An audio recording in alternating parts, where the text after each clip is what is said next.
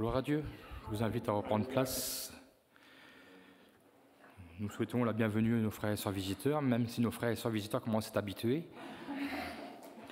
Mais nous ne nous lassons pas, nous habituer. Alors soyez bénis. Voilà, et bienvenue à chacun dans la maison de Dieu. Vous avez vu ce que je disais jeudi soir, pour ceux qui étaient présents, ça s'est révélé exact. Quand je vous disais qu'on ne pratiquait pas une matière depuis longtemps, on en perdait pleinement la notion. Vous l'avez vu à la flûte. Voilà. C'est comme la parole de Dieu. La parole de Dieu, je disais jeudi soir, il faut nous nourrir tous les jours de la parole de Dieu. Parce que c'est en nourrissant que nous connaissons. Et lorsque nous négligeons la connaissance, alors nous perdons de l'exercice. Il en est de même. Bon, la seule chose, c'est que ça m'a donné envie de continuer la flûte. Bon, ce qui est bien, c'est comme avec la parole de Dieu, la marge de progression, elle est énorme. Nous n'apprendrons jamais tout de la parole de Dieu. Nous allons toujours apprendre à connaître.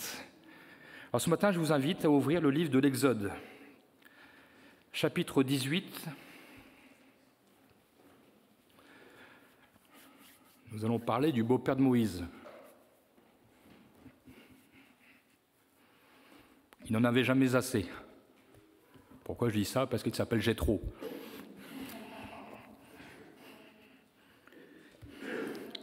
C'est un homme d'abondance. Aujourd'hui, on nous dit que c'est la fin de l'abondance. Lui, c'était un homme d'abondance.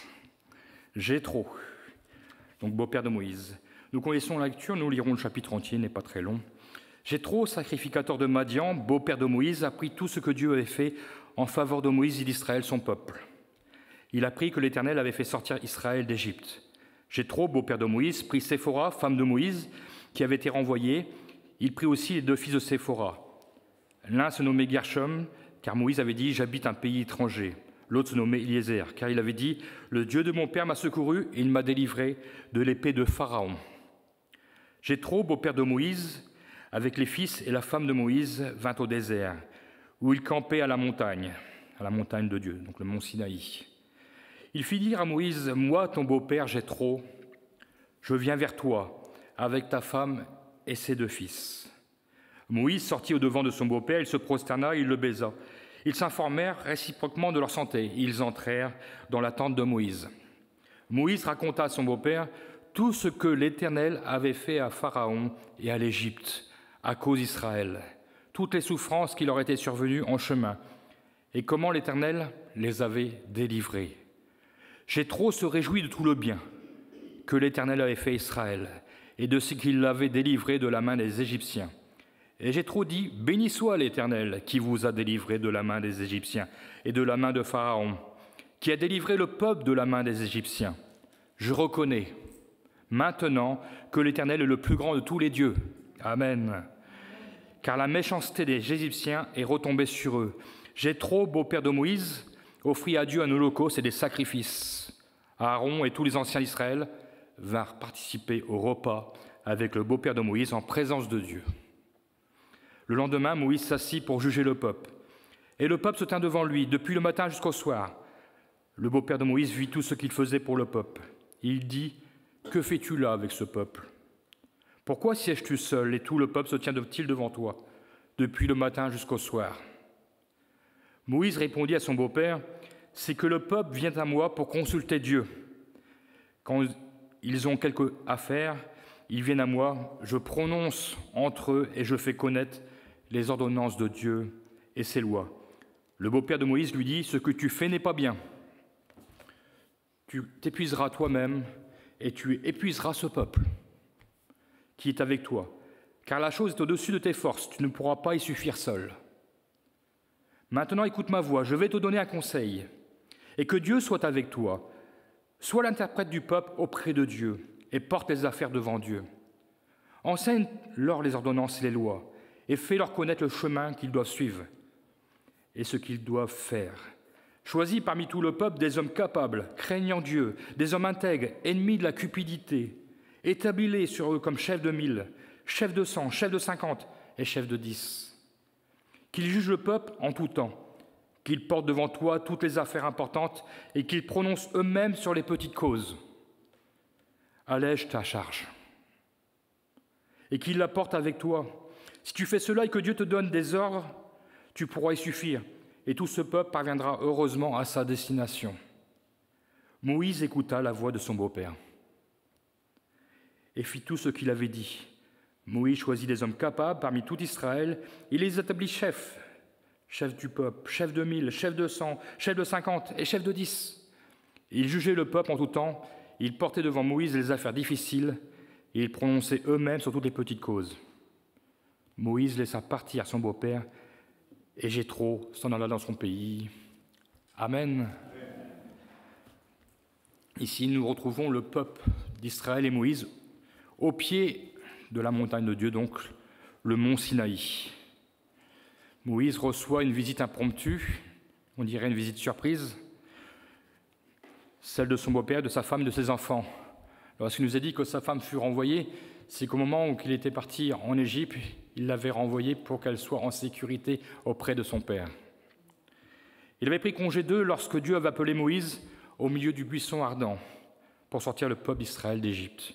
D'ailleurs, nous retrouvons cela dans Exode, chapitre 4, verset 18.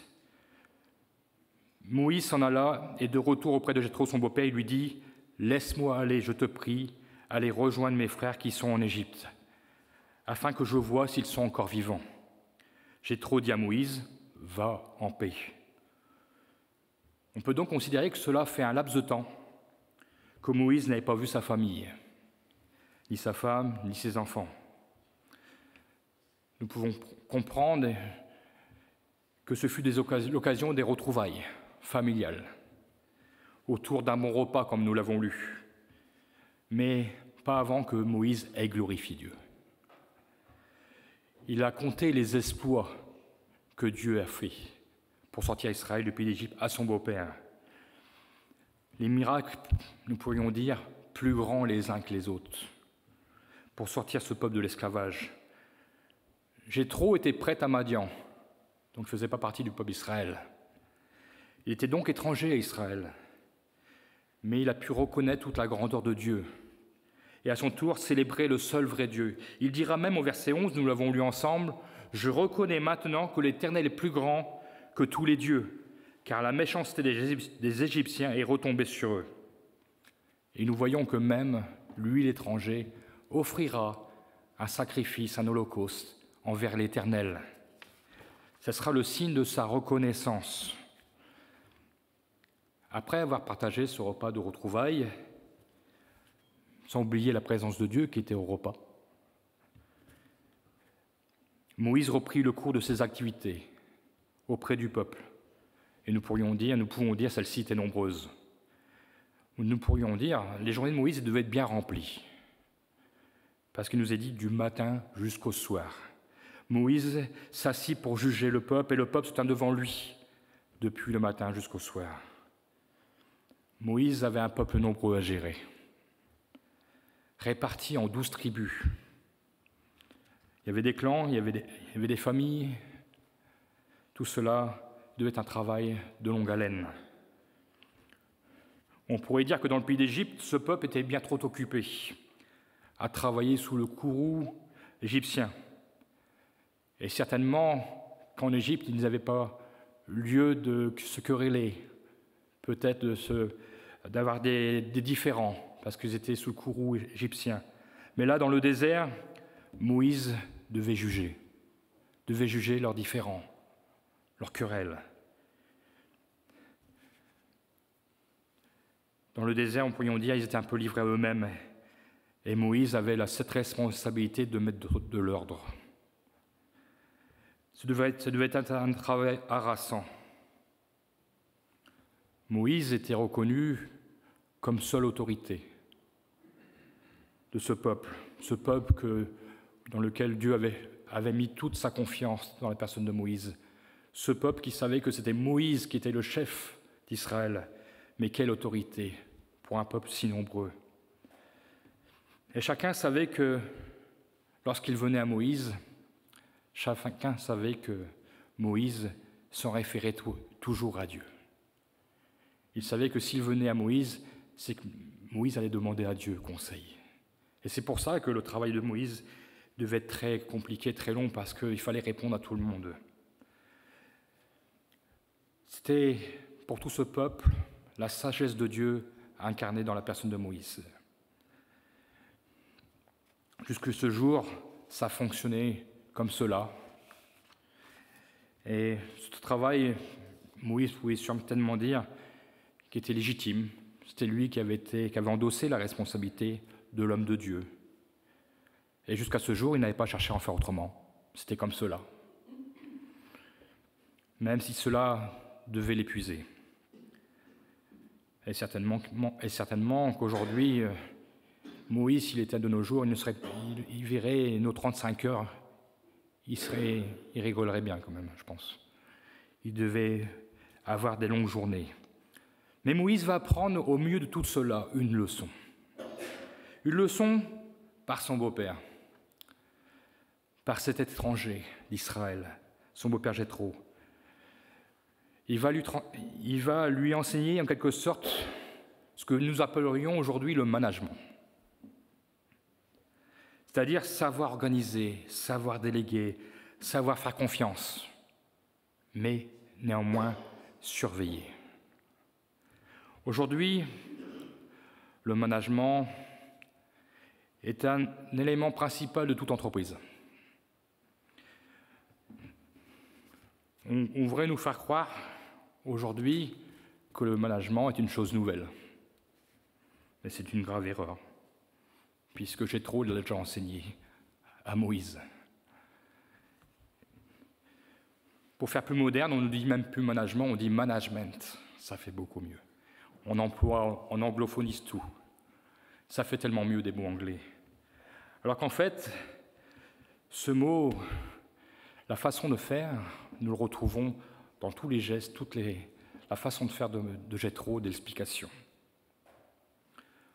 Je vous parle de cela parce que pour ma part, j'ai suivi l'école de management pour mon travail, en étant chef d'équipe, chef de service. On nous a appris toutes ces choses. J'ai même eu un formateur qui est venu un jour, dans une séance, il a posé sur la table la Bible de Jérusalem. Il nous a tous dit, le management a commencé là-dedans. C'est dans la Bible qu'a commencé le management. Alors ne nous dites pas que c'est une chose nouvelle. Sauf qu'aujourd'hui, on veut nous faire croire que c'est une chose nouvelle. C'est une organisation qui a été inspirée, parce que Jéthro est inspiré de Dieu. La définition du management, outre une technique d'organisation, souvent l'organisation des ressources humaines ou matérielles, c'est l'art de diriger les hommes afin d'obtenir une performance satisfaisante. C'est-à-dire utiliser efficacement tous les potentiels à notre disposition. Aujourd'hui, il faut optimiser. Vous savez, je suis rentré de vacances lundi. Les 2 premières phases de mon patron. La première, c'était « vous avez passé de bonnes vacances ». La deuxième, il m'a dit « il faut y aller, maintenant. Vous êtes bien reposé, maintenant au travail ». Voilà, ça c'est aujourd'hui la devise de beaucoup d'entreprises. Il faut rentabiliser. Moïse faisait tout, et certainement personne n'osait lui dire ce que Jéthro va lui dire. Car Moïse était l'homme de Dieu. Encore appelé, à certains endroits, l'ami de Dieu. Dieu s'est servi de Jéthro. Il s'est servi d'un avis extérieur. Un regard extérieur à ce peuple, pour lui dire ce qu'il ne va pas. Jéthro dira à Moïse, ce que tu fais n'est pas bien. Tu t'épuiseras toi-même et tu épuiseras ce peuple qui est avec toi. Car la chose est au-dessus de tes forces. Tu ne pourras y suffire seul. Ici, le constat de Jéthro est alarmant, mais réel. Pour revenir au modèle de l'entreprise, aujourd'hui, lorsque dans un service, nous constatons un problème et que nous n'entrevoyons pas la solution, nous créons des groupes de travail. Alors nous prenons le chef de service, nous prenons le directeur, nous prenons du personnel du service, mais nous prenons toujours quelqu'un qui ne connaît rien au service. Nous prenons toujours un regard extérieur. C'est une technique de management. Là encore, Jéthro l'avait compris, puisque c'est la vie extérieure qui va tout changer pour le peuple d'Israël.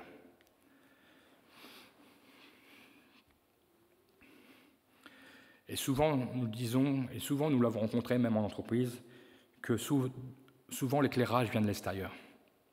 Parce que lorsque nous sommes imprégnés dedans, nous ne voyons pas les choses clairement. Parfois, il nous faut un avis extérieur. Aujourd'hui, pareil, nous ne voulons pas changer les choses. Parce que la phrase que nous répétons, et peut-être la phrase aussi que Moïse pouvait répéter, on a toujours fait comme cela. Pourquoi changer ? Ça marche, ça fonctionne. Ça fonctionne jusqu'au moment que ça ne fonctionne plus. Et que va faire Moïse face à ce que va lui dire Jéthro? Comment va-t-il réagir? Va-t-il lui dire « Bon, je suis content que tu m'aies rendu visite, mais là, ce n'est pas ton domaine. » Va-t-il lui dire « Je sais ce que je fais. Je suis le mieux pour savoir ce que j'ai à faire. » Ce sont des réactions humaines. Peut-être aussi aurait pu-t-il dire « Personne ne peut le faire à ma place. Je suis le seul responsable de ce peuple. Mais vous le savez tout comme moi, ce n'est pas ce qu'il a dit. » Nous voyons même qu'il n'a pas parlé tout de suite, puisqu'il n'a pas osé interrompre son beau-père. Nous voyons que Moïse va laisser parler Jéthro. Jéthro fait le constat.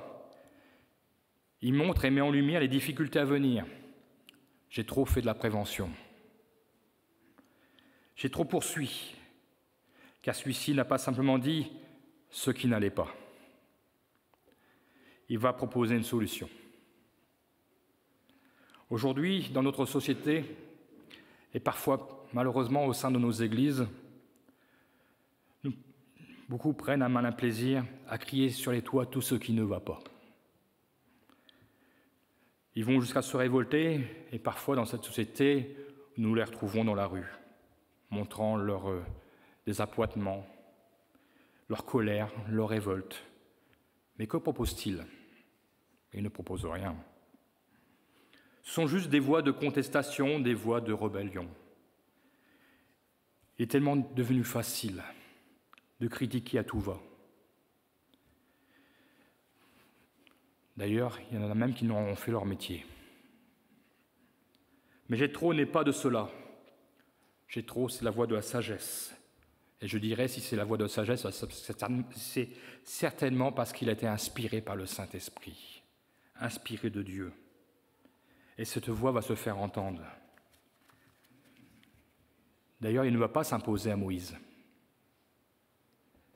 Il va lui dire, c'est un conseil. Mais pas seulement. Jéthro dira, il l'associera à la personne de Dieu. C'est-à-dire, si Dieu est avec toi, si Dieu approuve ma démarche en quelque sorte, si Dieu approuve mon conseil, alors fais ce que je vais te dire.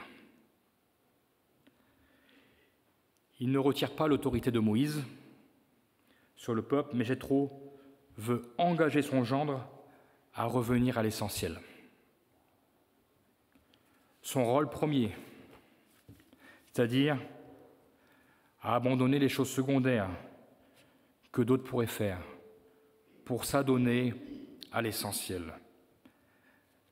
Et l'essentiel pour Moïse, c'était rechercher Dieu. Rechercher Dieu pour pouvoir juger ce peuple dans les gros problèmes. Rechercher aussi la face de Dieu pour le peuple, pour sa croissance, pour sa direction, pour la conquête de Canaan. Moïse devait rentrer pleinement dans ce rôle de médiateur entre Dieu et les hommes, entre Dieu et ce peuple. Pour Jéthro, il ne doit pas s'égarer, il ne doit pas perdre son temps et rater par la même occasion ce que Dieu veut véritablement de lui. Il est le berger de ce peuple. Moïse doit apprendre à déléguer, à faire confiance aux autres. mais bien sûr en restant en contrôle, en étant surveillant des choses établies. Il n'est plus l'opérateur, mais celui qui contrôle. Avant de déléguer, Jéthro va encore dire à Moïse qu'il faut former, qu'il faut enseigner, qu'il faut accompagner. Et là encore, ce n'est pas réservé à tous les hommes et les femmes de ce peuple, mais il nous est dit aux hommes capables. Il lui fallait des hommes capables. Et surtout, l'essentiel, craignant Dieu. Il fallait des hommes intègres. Il nous est même dit ennemis de la cupidité. Il ne suffit pas d'avoir des hommes capables. Parce que des hommes capables dans ce monde, on en a à l'appel. Mais pour diriger les choses de Dieu, il faut en premier lieu craindre Dieu. Craindre Dieu, c'est respecter Dieu. Craindre Dieu, c'est faire tout pour Dieu. Craindre Dieu, c'est s'oublier et faire l'œuvre de Dieu. C'est le principal critère. Alors, à ces hommes qui craignent Dieu, Moïse va devoir enseigner les lois et les ordonnances, c'est-à-dire qu'il va devoir leur enseigner la parole de Dieu. Il doit leur faire connaître le chemin qu'ils doivent suivre. Moïse doit être l'aiguilleur. Il va devoir les accompagner, premièrement, sur le chemin. C'est-à-dire, il va devoir constater que ce qu'il leur a enseigné a bien été compris et que cela a bien été appliqué. Parce qu'à leur tour, ils vont devoir juger les petites affaires que Moïse faisait. Jéthro, nous le voyons, il rajoute encore une chose. Fais-leur connaître toi-même ce qu'ils doivent faire. C'était en fait l'enseignement associé à la pratique. On peut connaître la parole de Dieu, mais si nous ne la pratiquons pas, ça ne sert à rien. Je crois que ce qu'a dit Jéthro, c'est la bonne formation. Et lorsqu'elle est dirigée sous le regard de Dieu, elle devient une excellente formation efficace. Jéthro, nous voyons encore, a introduit l'organigramme. Un organigramme que nous retrouvons dans toute notre société. Établissement des chefs de 1000, des chefs de 100, de 50 et de 10, donc chef, sous-chef, etc. Là encore, nous retrouvons un ordre bien établi parce que notre Dieu est un Dieu d'ordre. Le peuple était fort nombreux. Tous n'étaient pas capables d'être chefs de 1000. Tous n'étaient pas capables d'être chefs de 100 ou être chefs de 50. Mais beaucoup pouvaient être chefs de 10. Chaque chef était subordonné à l'autre. Celui de 10 à celui de 50, celui de 50 à celui de 100, et celui de 100 à celui des 1000, et celui de 1000 à Moïse. C'est comme cela que ça fonctionne. Encore aujourd'hui dans beaucoup d'entreprises. Afin que personne ne fasse pas non plus ce qu'il veut. Moïse a écouté le conseil de son beau-père. Il n'a pas voulu être un chef de gouvernement suroccupé, peut-être même au bord du burn-out, nous dirions aujourd'hui. Mais il a su alléger sa charge. Il a partagé ses tâches en nommant des chefs, des hommes sûrs, sachant discerner, en étant capables de diriger. Ces hommes étaient capables d'enseigner et de juger les petites causes. Que pouvons-nous en tirer comme enseignement pour nous aujourd'hui ? Première chose, il faut savoir accepter les conseils. C'est-à-dire être à l'écoute. Dieu s'est servi de Jéthro, qui n'était même pas de ce peuple. Sommes-nous trop fiers, parfois, pour prêter l'oreille, parfois peut-être à des personnes que nous pourrions considérer comme étrangères aux choses de Dieu ? Mais la parole de Dieu nous dit et nous déclare, attention, parce que Dieu parle tantôt d'une manière, tantôt d'une autre, et nous n'y prenons pas garde. Parfois nous sommes étonnés lorsque nous parlons avec des personnes qui ne connaissent pas les choses de Dieu. Des choses qui disent, on s'est dit, mais c'est qui a parlé? C'est Dieu ou c'est eux? Parfois nous cherchons des réponses, et Dieu les utilise pour nous répondre. C'est pour ça qu'il faut être à l'écoute. Soyons attentifs à la voix de Dieu et aux instruments qu'il mettra sur notre route.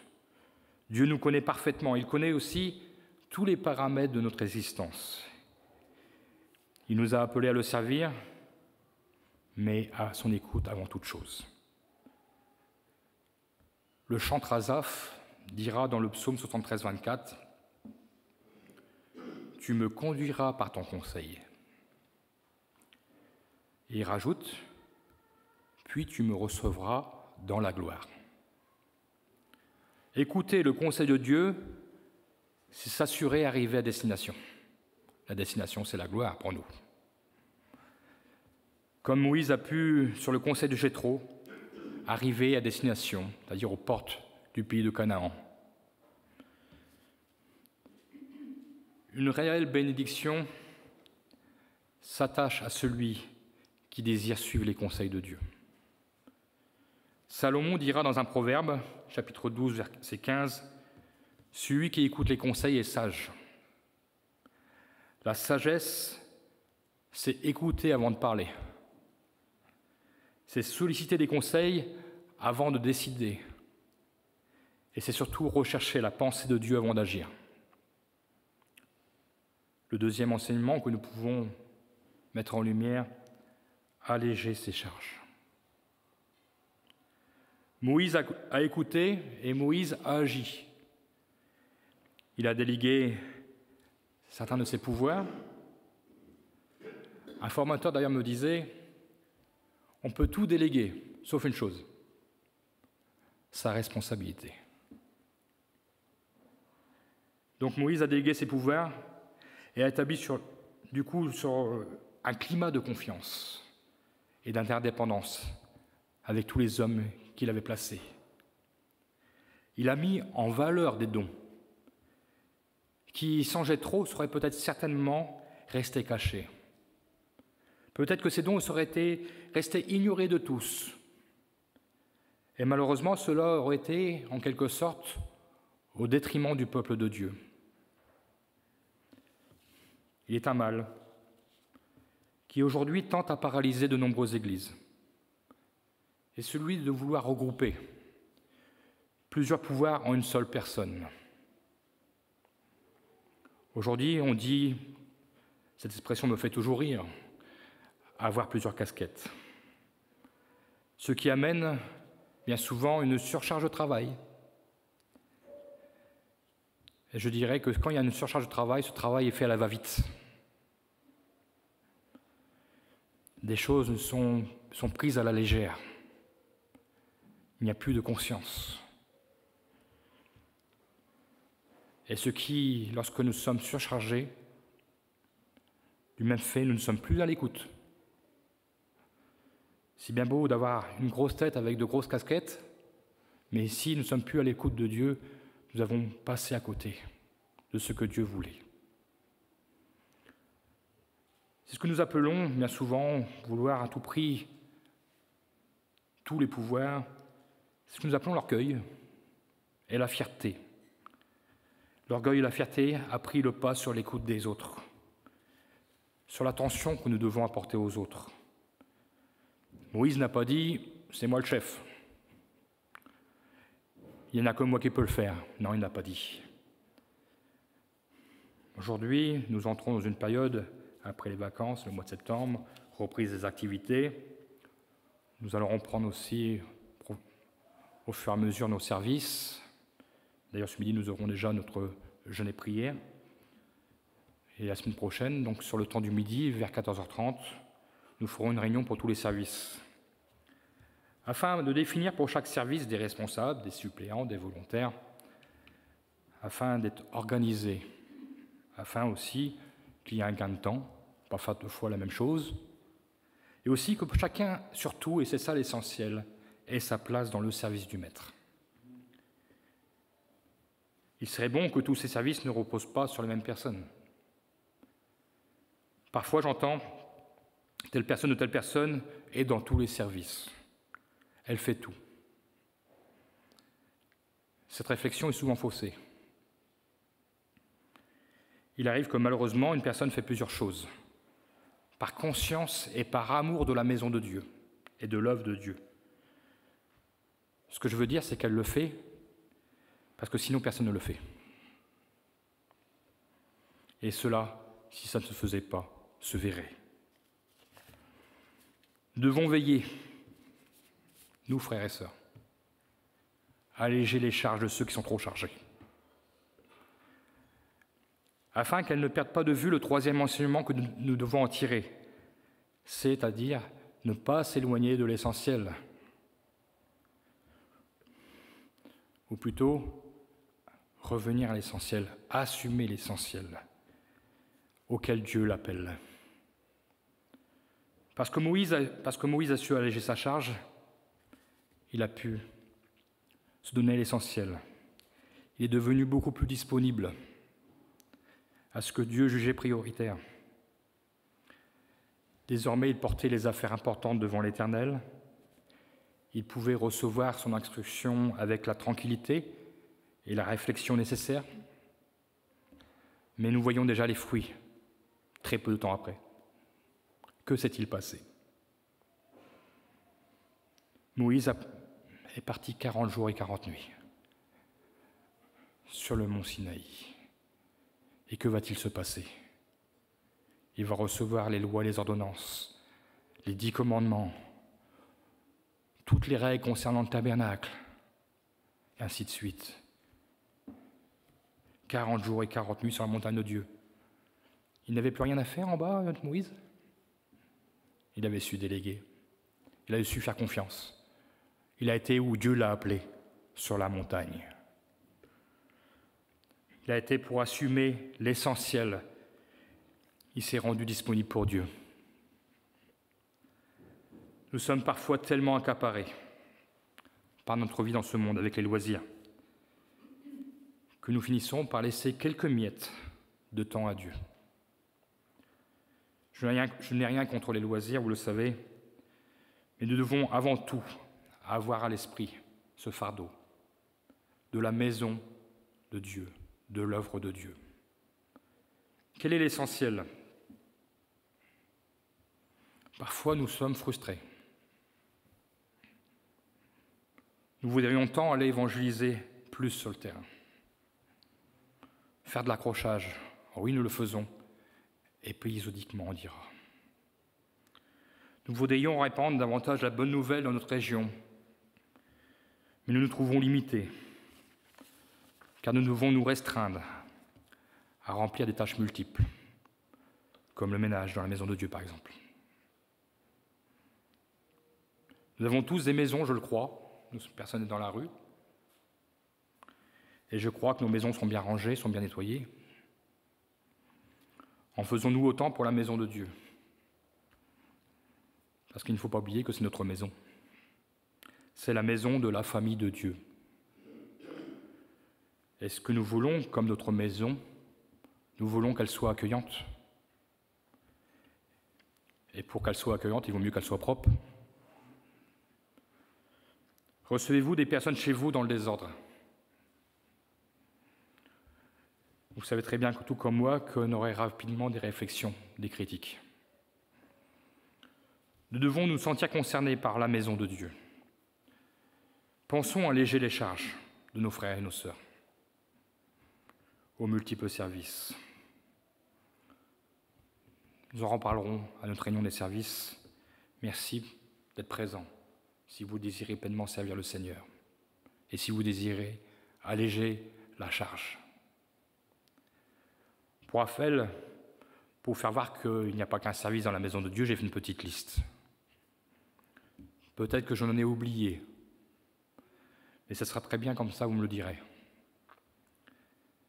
Bien sûr, le ménage, on le met toujours en premier. je mets toujours les tâches les plus ingrates en premier. Les travaux, Épaphrodite, le gibes, la garderie, la technique qui se divise en 4 postes, la sono, la vidéo, le montage, la projection, la bibliothèque, l'action missionnaire timbre, préparation de la table de la Sainte Seine, la chorale, la musique, la librairie, les voyages, le scrapbooking, les espaces verts. Pour les anciens, j'ai même pensé, ça Raphaël me l'avait déjà soufflé, pliage et tamponnage des appels de la vie. Vous savez, comme nous sommes obligés de faire cela aussi en plus, c'est du temps que nous perdons à faire autre chose. Et j'oublie certainement des services.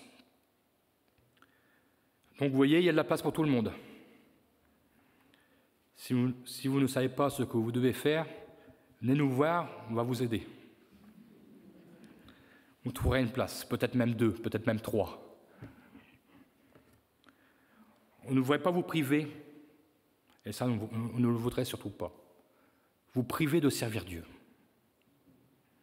On serait désolé. On m'a déjà posé la question, est-ce qu'une personne inconvertie peut servir Dieu ? Bien sûr, mais cette personne doit être encadrée. Parce que justement, c'est pour l'amener justement à rencontrer Dieu. Peut-être aussi lui apprendre et lui faire comprendre les joies du service. Parce que dans le ménage, il y a des joies. Hein. Eh oui. Bon, ça ne se fait pas tout seul. Mais comme nous sommes entre frères et sœurs, il y a de la joie. Bien sûr, cette personne inconvertie ne pourra pas être responsable ni suppléante. Mais on l'aiguillera, on l'accompagnera, pour qu'avant tout, elle rencontre Dieu, elle rencontre le Seigneur, et lui montrer le fonctionnement justement de l'œuvre de Dieu. Vous savez, par le passé, dans les travaux, nous avons eu des personnes inconverties qui nous ont bien aidés. À Épaphrodite, nous avons eu des personnes inconverties qui nous ont bien aidés. Et ils ont eu l'occasion d'entendre l'Évangile. On a eu l'occasion de partager avec eux. Bien sûr, comme je vous le disais, pour être responsable ou suppliant, il faut pleinement craindre Dieu. Bien sûr, une personne inconvertie ne craint pas Dieu tant qu'elle n'a pas donné son cœur au Seigneur. Mais nous devons les encourager à rencontrer Dieu. Dans la maison de Dieu, je dirais qu'il fait bon vivre. Et nous nous faisons du bien ensemble dans la communion fraternelle. Prendre ses responsabilités dans le service nous donne une toute autre vision du service. Dernièrement, on est venu me voir pour me dire « la poubelle des toilettes est pleine ». Donc par là, j'ai compris que c'était à moi de la vider. Ce que j'ai fait, bien sûr. Ne croyez-vous pas qu'une poubelle à vider peut être le rôle de tous ? Quand nous voyons un papier traîner par terre, est-ce que nous faisons un détour par la salle d'à côté pour l'éviter ? Non, nous devons ramasser. C'est la logique même. Et nous ne disons pas, c'est à l'équipe de ménage de le faire. Ça, c'est dans le monde que ça se passe comme ça. Ça ne doit pas se passer comme ça dans l'Église. Soyons attentifs, soyons complémentaires. Et je dirais par-dessus tout, soyons sages. Allégeons les charges et nous serons plus disponibles pour entendre la voix de Dieu. Nous avons vu un épisode dans l'Ancien Testament, donc avec Moïse, nous pourrions dire le management c'était seulement dans l'Ancien Testament. Mais justement non. Nous en avons un autre. Nous le retrouvons dans le choix des diacres, dans le Nouveau Testament pour servir aux tables. Pourquoi ce choix ? Je voudrais lire ensemble avec vous, et on conclura quelques instants après, Acte 6. Nous voyons qu'une bonne organisation produit d'excellents fruits. Acte 6, versets 1 à 7. En ce temps-là, le nombre des disciples augmentant, les hellénistes murmuraient contre les Hébreux parce que leurs veuves étaient négligés dans la distribution qui se faisait chaque jour. Les 12 convoquèrent la multitude des disciples et dirent « Il n'est pas convenable que nous laissions la parole de Dieu pour servir aux tables. » C'est pourquoi, frères, choisissez parmi vous cet homme de qui l'on rend un bon témoignage, qui soit plein d'Esprit Saint et de sagesse, et que nous chargerons de cet emploi. Et nous continuerons à nous appliquer à la prière et au ministère de la parole. Je continue. Cette proposition plut à toute assemblée. Ils élurent Étienne, homme plein de foi et d'Esprit Saint, Philippe, Procheur, Nicanor, Timon, Parménas et Nicolas, prosélytes d'Antioche. Ils les présentèrent aux apôtres pour approbation, qui, après avoir prié, leur imposèrent les mains. La parole de Dieu, voilà la finalité d'une bonne organisation. La parole de Dieu se répandait de plus en plus. Amen. Et le nombre des disciples augmentait beaucoup à Jérusalem. Et même une grande foule de sacrificateurs obéissait à la foi. Vous voyez ce changement ? Ils ont vu qu'il y avait des services qui étaient négligés, et notamment la parole de Dieu, parce qu'il fallait servir aux tables. Cela nous parle. La parole de Dieu se répandait de plus en plus. Ce n'est pas ce que nous voulons. Le nombre des disciples qui augmentait jour après jour, ce n'est pas ce que nous voulons. Et une grande foule de sacrificateurs, c'est-à-dire ceux qui sont un peu rebelles à Jésus à l'époque. Ils obéissaient à la foi, ils étaient cramponnés à la loi. Je crois que c'est cela que nous désirons avant toute chose, que l'Évangile soit répandu. Alors soyons attentifs à notre frère, soyons attentifs à notre sœur, à nos conducteurs. Et s'il le faut, disons-leur, je vois que tu es bien chargé. Veux-tu, avec l'approbation de Dieu, que j'allège ta charge ? Et peut-être vous pourriez lui dire, je ne voudrais pas que tu t'éloignes de l'essentiel auquel Dieu t'a appelé. Cela revient à dire simplement, aimer son frère, aimer sa sœur, afin qu'il ne passe pas à côté d'une bénédiction que Dieu lui a réservée, parce qu'il est trop occupé. Alors pour finir, je dirais, ensemble nous travaillerons mieux, et nous arriverons à destination ensemble dans le royaume de Dieu. Que l'Éternel soit béni. Amen. Merci Seigneur mon Dieu, parce que tu fais toutes choses à merveille. Tu es un Dieu d'ordre. Tu es un Dieu équilibré. Merci parce que nous voyons que dès le commencement, déjà par Jéthro, tu avais déjà tout prévu. Lorsque nous lisons tous les détails de ta parole, lorsque nous lisons même la construction du tabernacle, de l'arche de l'Alliance, tous les détails que tu as donnés, nous voyons que tu es un Dieu d'ordre. Il n'y a rien qui est fait au hasard. Et ce matin, nous sommes venus et nous voulons te servir. Tu nous as appelés à te servir. Nous sommes sauvés pour servir. Alors oui, Seigneur mon Dieu, tu es celui qui va donner une tâche à chacun. C'est vrai, même plusieurs s'il le faut, mais dans la sagesse. Évite-nous trop de surcharge, parce qu'avant toute chose, nous voulons répandre la bonne nouvelle. Nous voulons que ton Église grandisse, que ton œuvre s'épanouisse. Nous voulons voir des nouvelles naissances, nous voulons voir des guérisons, des miracles. Mais pour cela, tu nous demandes, il faut alléger la charge si nous sommes trop chargés. Donne-nous la sagesse. Donne-nous de la sagesse d'aller vers notre frère, notre sœur, pour l'aider.